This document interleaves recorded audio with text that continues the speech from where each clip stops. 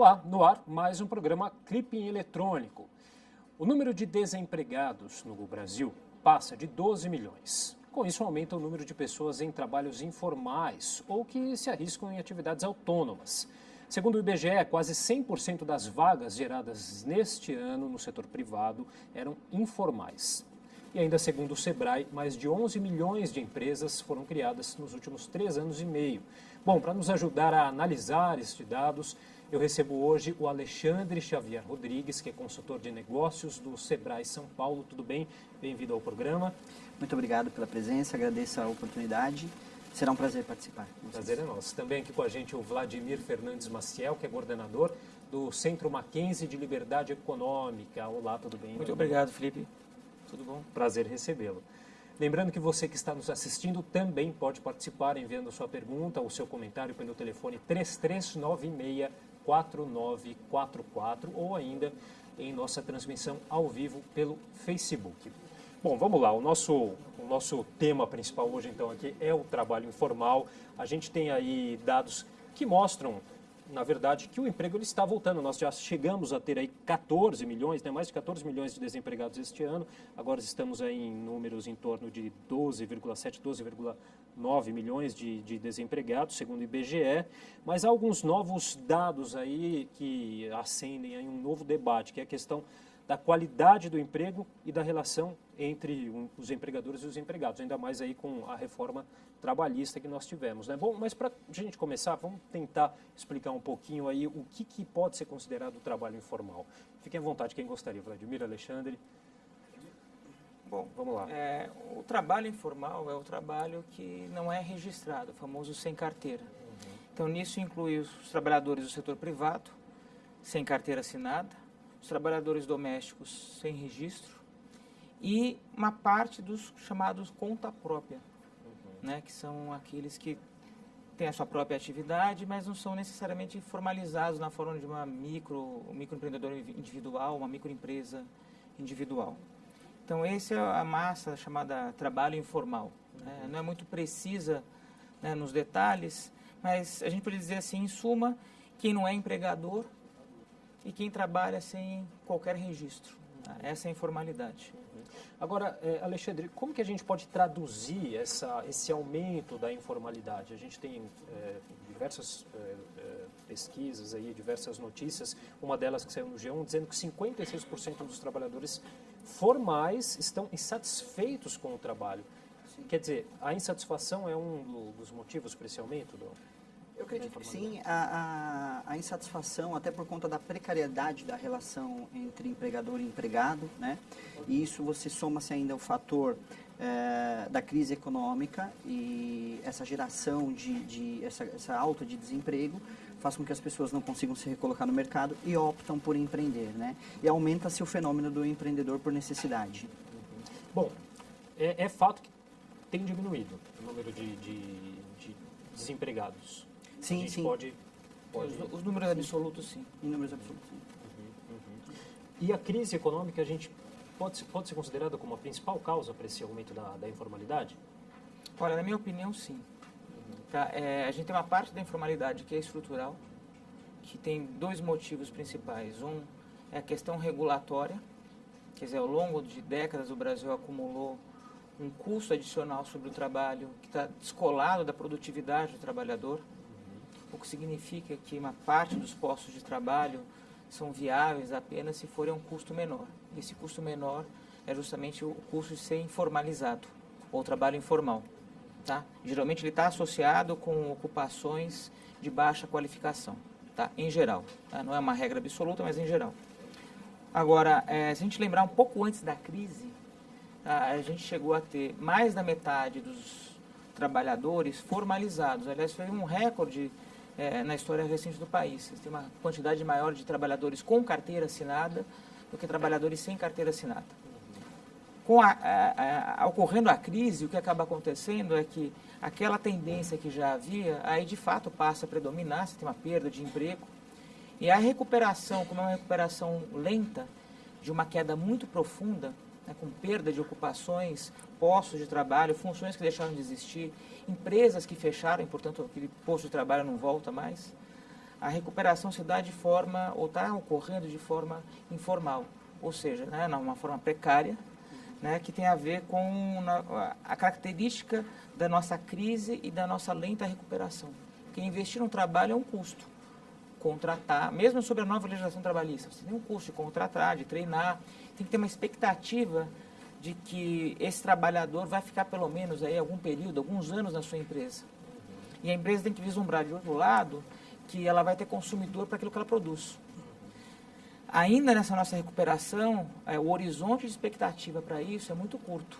Vamos lembrar que o ano que vem é um ano de eleição majoritária. Então tem muita coisa em jogo, né? E a economia só está começando a mostrar os sinais de recuperação. Então, como é que se dá a contratação na prática? Se dá de forma informal.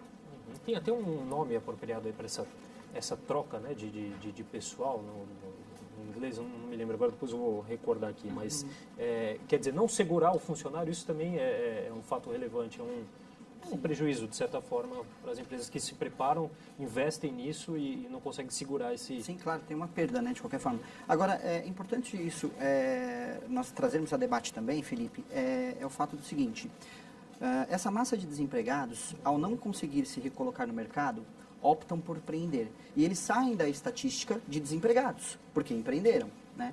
Então, esses números talvez não refletem de fato a realidade, no sentido de que a maioria dos empreendedores, ou ali beirando 50% dos empreendedores deste ano, por exemplo, empreenderam por necessidade, ou seja, são justamente aqueles que ficaram desempregados, ao não conseguirem se recolocar, empreenderam, né? E efetivamente não conseguiram alcançar o padrão de vida que tinham antes, quando eram empregados, né? Então, esses dados ainda são... É preciso se aproximar disso para que esses dados se transformem mais realistas.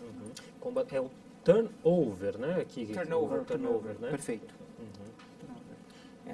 Eu diria, só para complementar, que na verdade até tem uma gíria sobre esse fenômeno que é a uberização. Né? Você tem um trabalhador que ele é um empreendedor de transporte. Que tem um aplicativo como forma de acesso, mas ele não é um trabalhador registrado. Sim. Mas não é um empreendedor para uma escolha de vida, para uma opção de empreender, de realizar seu novo negócio, de criar, digamos assim, um patrimônio para deixar para os filhos. É um empreendedor de necessidade. Então, você pega a estatística pura e simples de empreendedorismo. O Brasil é um dos maiores do mundo, mas o que predomina é o empreendedorismo por necessidade. Que é esse assim, eu vou vender um brigadeiro, vou fazer um pãozinho para fazer café da manhã e vender para a estação de trem. Quer dizer, não é um projeto de vida. Se virar como pode. É o famoso bico, se virar como pode, que é de fato precária a situação e não tem plano de negócios, controle de custos, não passa por isso, é sobrevivência. Né? A pessoa tirar a renda para pagar, né? A gíria de vender o almoço. Rentabilidade menor também. Né? Rentabilidade menor, né? Até porque a forma do negócio e o tipo também de administração, né? Tem uma gestão que você tem profissional, né? Você não está controlando os custos na conta, preocupado com o real retorno. Você precisa vender o almoço para pagar a janta. Né? Infelizmente, esse é o cenário atual. A gente recebeu uma pergunta aqui, acho que a gente até falou um pouquinho, mas para a gente esclarecer um pouco melhor aqui, da Cidade Dutra Melhor, acho que é uma página se eu não me engano aqui, que mandou pela internet, perguntando qual a diferença entre o trabalhador informal e o profissional liberal. Bom, entendemos da seguinte forma. O profissional liberal, ele ainda pode constar na estatística porque ele é registrado, ele faz um cadastro junto à Prefeitura de São Paulo, ele faz a inscrição, né, o cadastro de contribuinte imobiliário, CCM, né? Então você consegue ainda colocá-lo na estatística. Agora, aquele que atua de forma absolutamente irregular, não há dados, né? E é muito importante considerar que é o seguinte, o empreendedor informal, ele só é empreendedor informal porque tem fornecedores para empreendedores informais, porque há clientes, compradores para empreendedores informais e muitos deles, inclusive, contam com colaboradores, ou seja, o número é muito maior, o fenômeno é muito maior. Então, assim, a diferença crucial é essa, mas a perda que isso gera para o país é substancial. Talvez também porque empreender no Brasil seja um pouco complicado em termos financeiros e burocráticos, enfim. Olha, se eu te falar, o Brasil, no Índice de Liberdade Econômica Mundial, no Instituto Fraser, o Brasil está no último quintil em termos de liberdade econômica. O que significa isso? Que o ambiente para se empreender negócios, investir, abrir uma empresa, administrar uma empresa, gerar emprego, contratar, demitir, né, ter o procedimento normal do funcionamento, vender, regulação, custo financeiro, enfim, a gente está numa das piores estatísticas do mundo. Então a gente tem um país enorme, uma economia que, apesar da recessão, a gente faz parte ainda do grupo das 10 maiores economias do mundo. Só que se a gente pegar a nossa estatística, né, de ambiente de negócios, não importa qual o indicador, eu dei exemplo de um.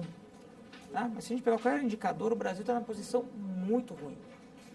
Então, na verdade, ser um empreendedor no Brasil é uma coisa heróica. Você tem que lutar contra a burocracia, contra a carga tributária, que além de ser pesada, ela é complicada. Portanto, custosa de você cumprir com a legislação. Toda a questão, abrir o negócio, a fiscalização, o habite-se, a autorização do bombeiro, todos esses procedimentos são super complexos no Brasil. Então, na verdade, é um ambiente hostil. E aí, acaba empurrando empreendedores que poderiam ser formais também para a informalidade. Então, você só aumenta esse quadro, né, esse quadro de precarização. Agora, qual é o problema de ser informal? O problema de ser informal é que você não consegue nunca crescer, acumular capital. Esse é o ponto. Né? O problema não é a transação que não é realizada, ela é realizada. Mas quando você é informal, você não tem uma conta pessoa jurídica no banco, você não tem linha de crédito. Você não pode contar com apoio de programas oficiais. Então, consegue evoluir. Você não consegue evoluir. Então, tudo que você recebe, em última instância, acaba sendo que um dinheiro que você vai cobrir a sua sobrevivência e você não vai ter forma de melhorar a tecnologia, melhorar o negócio, começar uma estratégia melhor de vendas. Esse é o problema. Né? Não é a informalidade por si só, são os efeitos dela. Eu acho que até o Alexandre sabe mais do que isso do que eu, porque no Sebrae ele vivencia isso, né? Acho que cotidianamente. Sim. Se me permite, Felipe. Claro. Tem toda a razão, né, tudo que foi dito, mas a gente precisa considerar alguns avanços que estão sendo realizados nesse sentido de melhorar o ambiente de negócios. Né? Por exemplo, numa iniciativa nova da Prefeitura de São Paulo, há agora um portal chamado Empreenda Fácil SP. Então, a partir desse portal, se for uma empresa considerada de baixo risco, é possível fazer a abertura pela internet. Então, assim, é um avanço significativo nesse sentido. A Prefeitura, através de decreto, ela diferenciou, né, determinou o que são empresas de baixo risco e o que são empresas de alto risco. Aquelas que são consideradas de baixo risco, se o empreendedor tiver um certificado digital, a sua assinatura eletrônica, ele consegue formalizar-se através do portal Empreenda Fácil SP. Né? E aí, assim, o custo para abertura de empresa estima-se que vai ser em torno de 10 dias úteis, porque todos os órgãos de registro estão integralizados nesse portal. Então, assim, é um avanço significativo nesse sentido. Agora, é claro que isso tem que ser mais difundido. No Sebrae a gente tem também essa missão de difundir isso, né, de propagar isso, mas ainda é um avanço, eu diria tímido, por conta de toda a burocracia histórica que nós vivemos, não é? Que nós historicamente vivemos. Mas é um avanço e precisa ser, isso precisa ser exaltado, precisa ser dito, precisa ser propagado para que as pessoas saibam dessa alternativa. Agora, São Paulo é uma cidade, digamos, boa para se empreender? Há espaço para... Imagino que sempre há, né? Se tratando de uma cidade do porte de São Paulo, mas... Como você analisa essa questão, especificamente aqui na cidade de São Paulo? Sim, sem dúvida trata-se da cidade mais empreendedora do país, né? Em dados oficiais, nós estamos assim, muito na frente das outras cidades do Brasil. Eu acho que sim, a própria iniciativa do Empreenda Fácil SP, acho que é uma para continuar esse avanço no empreendedor paulista, né? Agora, mais importante, ou melhor, tão importante quanto facilitar a vida do empreendedor, esclarecer o empreendedor, tornar essa informação para ele de que planejamento é o primeiro passo para empreender. É o primeiro passo. Nós vivemos aqui uma alta taxa de mortalidade das micro e pequenas empresas, né? Os dados do Observatório do Sebrae estimam que no primeiro ano, entre 25% e 30% das empresas não sobrevivem, né? E aí, se a gente for alongar esse prazo, evidentemente, os índices sofrerão aumentos também consideráveis. E não basta nós apontarmos os números da mortalidade, é preciso que nós também dissemos qual é a causa. A mortalidade é um efeito, mas o que gera a mortalidade, né? Em primeiro lugar, nossa pesquisa aponta para isso, em primeiro lugar está a falta de planejamento. né? Empreender, como se sabe, é um processo, né? A pessoa pode empreender por necessidade ou por oportunidade, mas na sequência vem a etapa do planejamento, que geralmente não é levada em conta por conta do empreendedor. E aí o que acontece? Aumenta-se o número de mortes das empresas, que hoje estima-se estar entre 25%. E o que deve ser considerado principalmente para se fazer esse planejamento? O que é esse planejamento de fato? Sim, plano de negócios, análise do mercado, né? Projeções financeiras, qual é o meu ponto de equilíbrio, qual é o investimento necessário. Primeiro, há uma oportunidade nesse mercado, há uma demanda para ser, ou essa demanda está sendo mal atendida, né? Eu consigo entrar nesse mercado, né? Então, assim, análise de mercado, projeções financeiras, capacitação técnica gerencial, tudo isso é fundamental para que a empresa sobreviva. E o Sebrae está de portas abertas para esse empreendedor, né? Como nossa missão é capacitar o empresário e o potencial empresário, nós temos soluções como trilhas de aprendizado, tanto para o potencial quanto para quem já é empresário, e as consultorias, com os especialistas de mercado, para dirimir essas dúvidas iniciais do empreendedor. Né? E a gente sabe que a grande maioria aí são dos microempreendedores, né? Sim, há particularidades aí para esse... Há particularidades, vejam, nós estávamos há pouco falando sobre a estatística de desemprego no país, né? E você vê, das empresas abertas esse ano no Brasil, que estima-se quase 1 milhão de empresas, mais de 70% delas foram como microempreendedores individuais, né? Tem aquela limitação de faturamento até 60 mil por ano. E são exatamente as pessoas que empreendem por necessidade, na sua maioria, né? São pessoas que empreendem por necessidade. E empreender por necessidade, assim, se nós já temos uma alta taxa de mortalidade, é preciso considerar que, na teoria, pelo menos, o empreendedor por necessidade ele está menos preparado. Né? Ele precisa de recursos para alimentar sua família com urgência. E por conta ele não tem tanto tempo, por conta disso ele não tem tanto tempo para o preparo, para o planejamento, para a análise de mercado, para as projeções financeiras. Né? E isso é muito ruim para a economia como um todo. Então, Admir, dá para a gente traçar um perfil da pessoa que vai para a informalidade? Olha, o primeiro perfil da pessoa que vai para a informalidade tem a ver com qualificação. Tá? Então, assim, independente da crise, que a crise levou junto pessoas mais qualificadas na questão do desemprego, mas assim, o que é estrutural, que é comum, pré-crise e durante a crise, pós-crise, é que predomina na informalidade aqueles que têm um menor nível de educação, um menor nível de especialização. Isso é uma coisa importante por dois motivos. Pega no gargalo estrutural do Brasil, que é básico, que é educação. Eu não estou falando de educação universitária, eu estou falando daquela educação básica, que vai até o ensino médio. E aí eu quero pegar um gancho na fala do Alexandre, que envolve o ensino médio, envolve o conhecimento técnico. O Brasil, infelizmente, não considera a possibilidade de ser empreendedor como algo a ser ensinado como uma das opções de formação técnica. Então, você forma administradores ou técnico em administração, mas para trabalhar dentro das empresas. Você forma técnico contábil, técnico em edificações, mas você não tem e não faz parte do currículo nada sobre princípios de empreendedorismo, plano de negócios, noções básicas de economia, de finanças pessoais.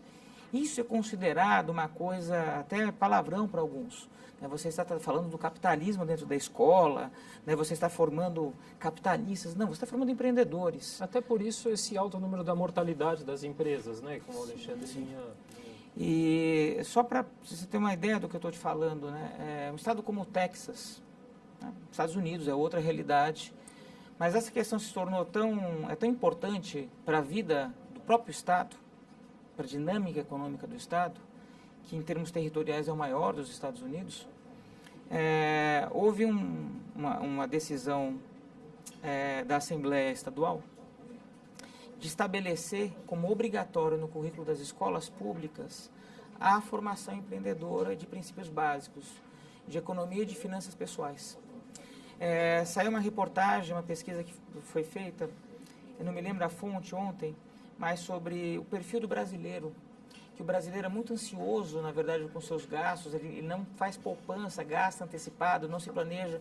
Quer dizer, isso que vem do indivíduo, que tem a ver com a sua formação né, vai se refletir no seu negócio. E aí você vai conseguir correlacionar a alta mortalidade com esse comportamento pessoal. Agora você vai falar assim, por que eu sou assim?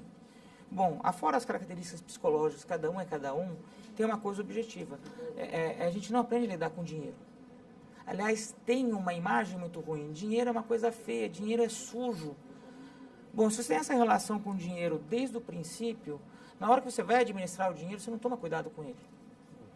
Então, tem uma coisa que a gente precisa superar, esse preconceito no país, além do desafio da educação básica, é ter essa possibilidade de que no ensino médio eu possa fazer uma escolha. Qual é a escolha? Eu quero ser empreendedor. Eu não preciso ter diploma universitário, mas eu quero empreender, eu quero abrir um negócio. E para isso eu preciso de um determinado conhecimento. E aí me surge uma questão até por essa falta de uma formação adequada do empreendedor. A gente pode dizer que muito se diz que o empreendedor brasileiro, que o brasileiro é criativo, por isso muitas vezes se dá bem. O empreendedor brasileiro, a gente pode dizer que é uma joia a ser lapidada, então poderia ser muito melhor aproveitado se a gente tivesse talvez uma formação mais adequada. Sem dúvida, sem dúvida. Nós somos um país, olha como esse dado é interessante, né? Nós somos um país empreendedor, né? Um povo empreendedor, nós estamos aí entre os primeiros na estatística mundial, né? Mas nós não temos a educação financeira, nós não temos a educação empreendedora e nós não temos a cultura de planejamento, né? Então, essa soma é nefasta, né? Se nós partimos desse princípio. Somos um país empreendedor, no entanto, nós não temos nas grades curriculares educação financeira, não temos educação empreendedora e não temos o hábito do planejamento. Qual que é a consequência disso? Mortalidade, né? Alta mortalidade. Então, sem dúvida, eu acho que o empreendedor brasileiro é uma joia a ser lapidada. E essa lapidação inicia-se por isso, por uma educação formal, nas grades curriculares, de educação empreendedora, educação financeira, né? E aí sim, eu acho que a gente vai conseguir, junto dessa estatística de um país empreendedor que dá certo, onde as empresas têm condições de sobreviver porque as pessoas estão capacitadas para isso, né? Agora, isso é claro que tem que se somar a todo um ambiente de negócios mais propício, mais favorável ao empreendedor, né? Isso passa por várias etapas, desburocratização, reforma tributária. Então, assim, acho que o caminho é longo, né? Mas a gente precisa dar o primeiro passo nesse sentido. E as instituições de ensino já perceberam já tem essa percepção dessa mudança que precisa ter? Olha, na verdade, eu acho que é um momento que isso está sendo colocado até de forma forçada, não só pela crise, mas o advento das startups, que tem mexido com os modelos de negócios, tem colocado à tona a questão de jovens empreendedores usando tecnologias e as grandes empresas estão de olho nisso, nesse potencial novo negócio, né, que surge. Isso fez com que se prestasse atenção ao que está faltando. Eu vou falar então de um exemplo caseiro, porque não tenho como generalizar. Mas faz alguns anos já que a Universidade Mackenzie, em todos os cursos, eu estou falando desde Direito, Economia, Administração, que são coisas mais óbvias, mas passando em Engenharia, que também faz sentido, mas até Nutrição, Gastronomia, todos os cursos têm uma disciplina, né, pelo menos um semestre, sobre empreendedorismo. Né, porque justamente se percebeu que há um vazio nessa formação. Nem todo mundo que está fazendo gastronomia quer trabalhar num restaurante, mas ele quer abrir o próprio restaurante. Só para dar um exemplo específico. E, particularmente, lá no Centro de Liberdade Econômica que eu coordeno, a gente tem um projeto para o ano de 2018, né, que é um projeto que vai começar com algumas escolas, que são da rede Mackenzie, próximas a ela, de educação ou princípios empreendedores. A gente está tendo suporte internacional para poder fazer isso, né, de outras instituições universitárias que fazem isso nos Estados Unidos. Então, por exemplo, a mesma instituição que treina os professores de ensino médio no Texas, que tem todo o material, deu suporte para a gente, com o material deles, com a experiência, para que a gente pensasse um modelo que se adequasse à nossa realidade, né, e começasse a discutir já no ensino médio a formação empreendedora, ou essa opção para o jovem. Isso é um princípio, né, assim, tem muito ainda a percorrer. Como eu disse o Alexandre, isso é só um pedaço da história, o outro pedaço é institucional, é pensar o país como um todo, que vai do sistema tributário, que vai do sistema regulatório, e isso demora mais tempo, Mas assim, não adianta a gente ficar falando assim, bom, demora, então, poxa vida, né, o que eu vou fazer? Não, tem que iniciar. Né, se a gente não começar, acho que a gente como meta, né, não vai ser chegar daqui 2, 3, 5 anos na melhor posição do mundo no índice de liberdade econômica ou no índice do Doing Business do Banco Mundial, mas acho que a gente tem que ter como meta como país avançar ano a ano, cada vez melhor, de pouquinho em pouquinho, né, passo a passo, melhorando o nosso ambiente empreendedor, qualificando as pessoas, lembrando que o foco aqui não é o capital, né, a máquina física, o foco é as pessoas. Sim. Né? Capacitar as pessoas, treinar, dar condições, não atrapalhar a vida das pessoas. Acho que isso é importante. Sim. E a gente tem uma outra pergunta aqui do portal Cidade do Ultra Melhor, que é a seguinte, eles perguntam para vocês como vocês avaliam um projeto de lei que a gente tem aqui na casa da vereadora Janaína Lima, que se chama Poupa Tempo Municipal do Empreendedor. Esse projeto de lei ele promete facilitar a vida de quem quer ter o próprio negócio. A maior novidade é permitir a abertura de uma empresa em até 72 horas. Com o CNPJ em mãos, as unidades devem ainda auxiliar na obtenção das demais licenças e alvarás. Como vocês avaliam esse projeto de lei? Eu acho perfeito, eu acho sensacional. Inclusive, é importante registrar, a micro e pequena empresa ela é regulamentada pela Lei Complementar 123 de 2006. Né? E já há previsão nessa lei complementar, inclusive, de um órgão em que todos aqueles reguladores estejam fisicamente constituídos para proporcionar ao empreendedor a abertura de sua empresa, os registros necessários e o funcionamento, né? A abertura já para iniciar o funcionamento. Então, isso já há previsão legal, inclusive no Estatuto da Micro e Pequena Empresa, mas ainda não está operacionalizado. Né? E eu vejo com extrema urgência que isso ocorra, né? Uma espécie de poupa-tempo no qual o empreendedor tem à sua disposição todos os órgãos que permitirão a abertura de sua empresa. Eu acho isso ótimo, espero que nós sejamos pioneiros nisso também. Olha, se você tem uma ideia, a gente está falando de um projeto de lei 2017, né? Em 1999, eu trabalhava na Secretaria da Fazenda. Eu era assessor, né, econômico lá na Secretaria da Fazenda. E se discutia internamente, porque foram poucos anos que tinha sido inaugurado o primeiro poupa-tempo, cuja unidade básica, que é a unidade CE, é no prédio da Secretaria da Fazenda. E já se discutia internamente a necessidade de ter um poupa-tempo para empresas, 1999. Estou falando, já fez maioridade, 18 anos. Quer dizer, pensa numa discussão que a gente está 18 anos, já com essa ideia, porque já havia essa necessidade, né? E a gente consegue pensar num projeto de lei e tentar operacionalizar 18 anos depois. Quer dizer, 18 anos depois, quase 20 anos é uma geração. Sim. Então, assim, quantas empresas nasceram e morreram, quantas deixaram de existir ou deixaram de se formalizar pelos trâmites difíceis que é o processo de abertura de uma empresa. Né? Então, assim, é bem-vinda, né? Antes tarde do que nunca e o mais rápido possível, né? Tem que ser implementado. Né? Essa é a meta. E que São Paulo, dado o peso que São Paulo tem no país como um todo, dentre os municípios, entre as unidades da federação, que sirva como um exemplo, um modelo que a gente possa disseminar rápido.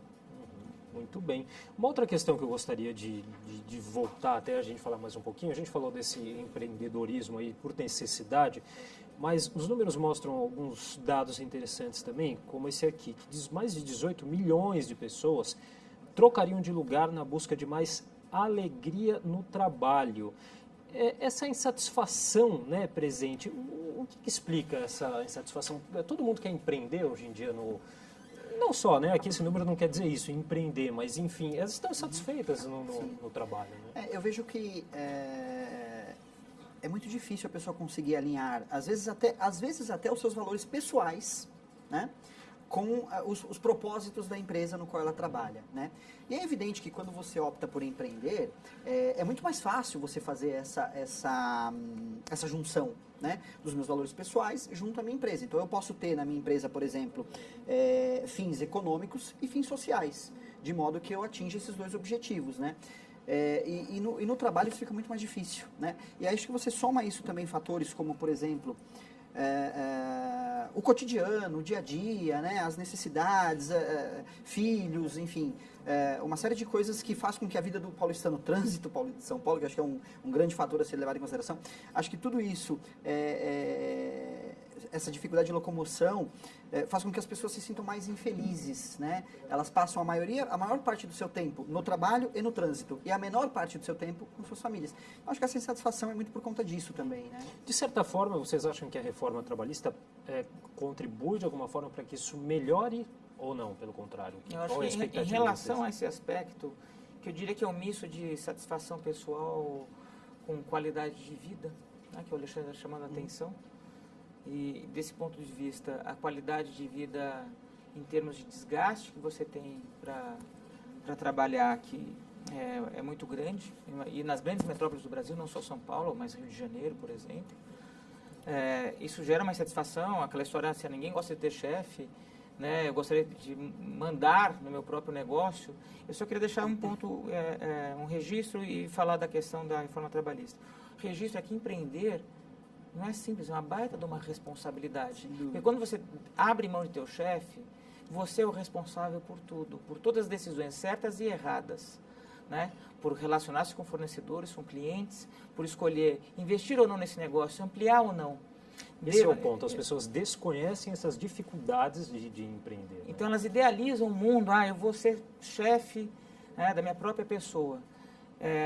Eu só vou falar uma coisa, assim, eu tenho experiência como empreendedor e tenho experiência como contratado, seletista de uma universidade. É muito mais fácil a minha vida como contratado. Quando eu sou empreendedor, eu tenho que correr atrás de cliente, tenho que pensar, me adaptar às necessidades, e aí não fecha a conta, aí fecha a conta no final do mês. O que acontece? Eu tenho funcionário, mantém funcionário, né? Prazo. Eu não estou cercado por alguém que está se responsabilizando pela decisão. No final do mês tem o RH que faz o depósito na minha conta corrente. Então tem um mito que é assim, vida fácil. Não, empreender é difícil. E eu acho que a reforma trabalhista, ela não altera esse cenário. Na verdade, o que ela faz? Ela regulariza ou torna legal práticas que o mercado já adotava, que eram consideradas informais, com práticas regulares. Eu nem vou fazer uma questão de mérito ou juízo de valor, se é certo ou se é errado. Mas, de fato, que as regras que a gente tinha sobre trabalho eram antigas, perto do tipo de trabalho que tem se desenvolvido, do tipo de serviço que uma metrópole como São Paulo tem oferecido, de fato, sim. Né? A gente tem uma legislação baseada, né, no seu cerne na década de 30, com uma inspiração fascista na Carta do Trabalho italiana, e de um mundo em São Paulo, uma cidade industrial. Então você tinha aquela coisa do turno, operar a máquina, né? E hoje a gente vai para uma série de serviços, que a forma de trabalhar é diferente, que você tem trabalho remoto, tem outras realidades. Então assim, o trabalho é mais fluido, mais flexível, ele não é aquele trabalho rígido, inclusive do local de trabalho. Agora, a lei, ela regulariza algumas práticas que eram, por exemplo, que muitas empresas fazem no setor de serviços, já que não tem esse padrão de trabalho como um trabalho de operário tradicional, industrial. Você contrata, você obriga seu funcionário, na verdade, a abrir uma pessoa jurídica, né? Pejotização. A pejotização, né, é o nome disso. Você contrata, né? Você teoricamente está contratando uma empresa, mas é a pessoa que está contratando. Só que nesse contrato tem uma flexibilidade. Então, de certa forma, isso já vem ocorrendo. Agora, o que você vai fazer é regularizar, né? Então, eu acho assim, que ela não vai afetar e tornar o ambiente ou a percepção que o trabalho está melhor ou pior. Desse ponto de vista, ela é neutra. Na verdade, o que pode acontecer, inclusive, para algumas pessoas que tinham algumas funções mais rígidas em termos do contrato de trabalho, vão ficar mais flexíveis, e quem é mais antigo não está apto a se adaptar, vai se sentir, inclusive, pior, né? Quem não está nesse ritmo novo de novas formas de trabalho, né? Então, eu acho que ela não resolve esse problema da insatisfação. Acho que tem aí, quando a economia volta a crescer e as pessoas voltam a ter renda, a sentir menos medo do desemprego, sentir uma situação melhor, inclusive, né, do ponto de vista de expectativas do futuro, né, até você aplica a mesma pesquisa, a percepção de insatisfação vai ser diferente. Você concorda, Alexandre? Sim, inclusive eu gostaria de enfatizar, o professor Vladimir já comentou sobre isso, mas só para reforçar, que assim, a sensação de que ao empreender eu terei uma vida mais tranquila do que sendo um seletista, né? O professor Vladimir já falou sobre isso, realmente ela é falsa, né? Nós sabemos que como empreendedor, a sua carga horária será mais extensa, né? Como seletista você tem aí férias garantidas, como empreendedor é muito improvável que você consiga se afastar por um longo período de sua empresa, pelo menos nos 3, 4 anos iniciais. Então, sem dúvida que isso, ser empreendedor é muito mais fácil. O fato é que talvez você consiga alinhar a sua atividade como empreendedor com seus valores pessoais. Né? Isso já é sem dúvida, isso é muito satisfatório. Mas não que a vida será mais fácil, que eu terei mais qualidade de vida no sentido de que terei que me doar menos, né, do que ser empregado seletista. Não, isso de fato, né, não vai acontecer. Né? Muito pelo contrário, você precisará de muito mais dedicação ao ser empreendedor. E tem uma outra questão também, sempre muito falada, que é a falta de uma mão de obra qualificada, né? Também aqui no Brasil, né? Muitos falam aí como um grande problema, né, nessa questão de quem empreende, né? Ah, sim, do empreendedor, sim. Então, nós havíamos falado no início do programa sobre o índice de mortalidade e que o seu primeiro grande responsável é falta de planejamento. Mas, em segundo lugar, vem justamente a falta de conhecimentos em gestão de negócios. Então, há um pensamento errado no Brasil que, assim, para que eu tenha sucesso no meu empreendimento, basta eu ser bom no que me propus a fazer.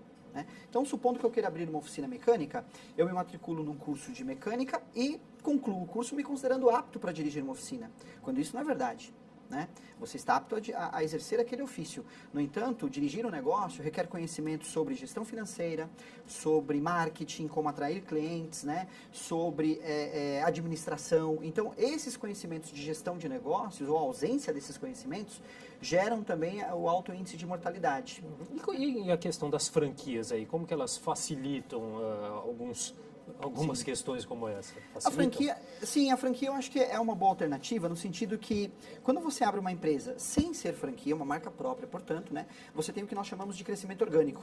Né? Ou seja, você tem que se tornar conhecido no mercado, tem que atrair clientes, tem que fazer sua marca se tornar consolidada até atingir o ponto de equilíbrio. Para isso, você tem que ter capital de giro para esse período de transição. Né? E a franquia, ela meio que pula essa etapa do crescimento orgânico, porque a rigor, você já está entrando com uma marca que já é conhecida, que já transmite credibilidade, né? Portanto, você não terá que conquistar clientes, já é uma marca que também já trabalha o marketing, né? Então, isso sem dúvida facilita bastante para o empreendedor.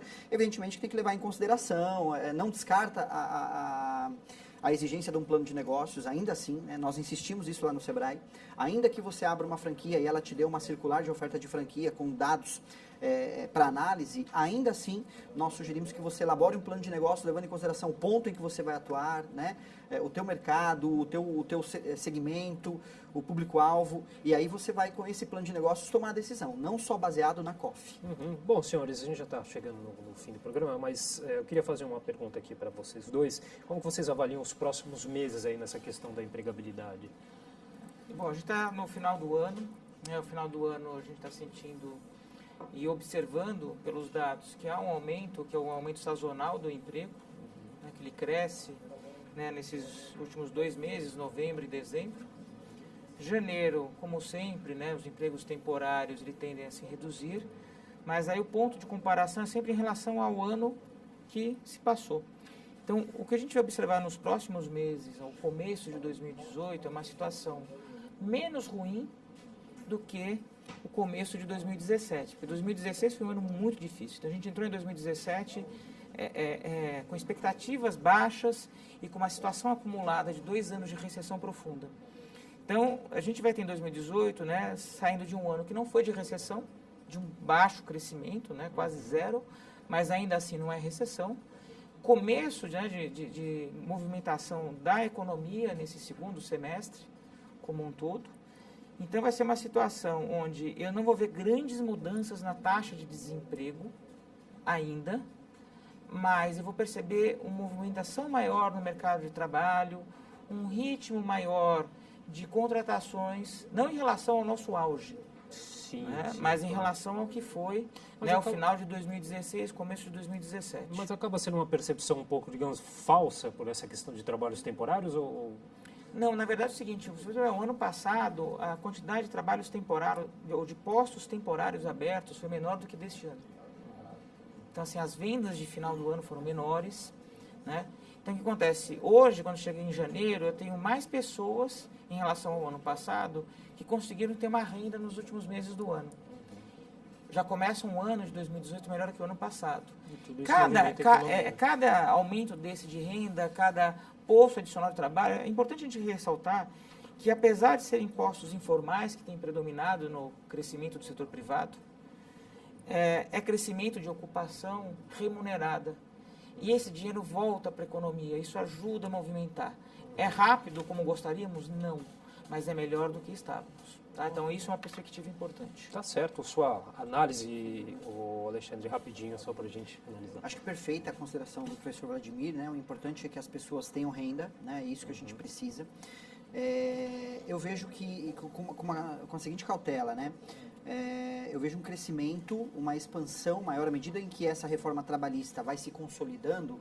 Eu vejo um maior número de contratações via pejotização, né?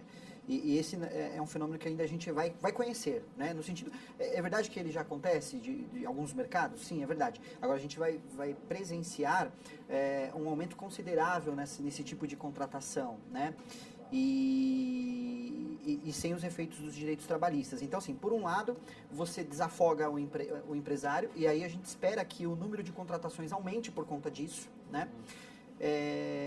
E por outro lado, a gente vai ver um fenômeno muito grande de empreendedorismo, né? Um aumento de CNPJs, de empresas abertas, mas que boa parte deles, na verdade, seria o emprego através da pejotização. Não haverá relação, vínculo trabalhista com seus direitos garantidos, mas haverá a circulação da moeda, haverá a distribuição da renda, né? O que é fundamental para que a economia volte a ter índices de crescimento. Ok, bom. Nosso tempo já terminou. Queria agradecer demais a participação aqui do Vladimir Fernandes Maciel, coordenador do Centro Mackenzie de Liberdade Econômica. Também ao Alexandre Xavier Rodrigues, que é consultor de negócios do Sebrae São Paulo. Senhores, muito obrigado pela participação. Agradeço a oportunidade. Muito obrigado. Obrigado também a você que nos acompanhou em mais um programa Clipping Eletrônico, TV Câmara São Paulo. A política da cidade passa por aqui.